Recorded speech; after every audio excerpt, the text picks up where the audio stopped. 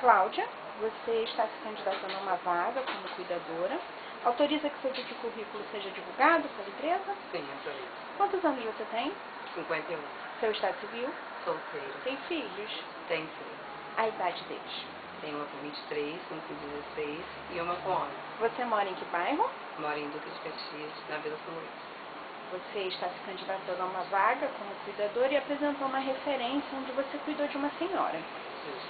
Quantos anos ela tinha? 90. Quais eram os cuidados que ela necessitava? Banho, comida lá na boca, né? Porque ela não tinha forças para se alimentar.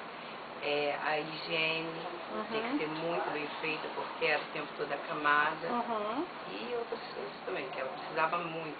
Né? E principalmente estar ali ao lado dela. Se for preciso, você prepara a alimentação do idoso? Com certeza. Está disponível para manter o ambiente do idoso limpo e organizado? Sim, sou instruída para isso. Você bebe? Não. Fuma? Não. Tem disponibilidade para início imediato? Com certeza. Tá bom. Obrigada, Cláudia.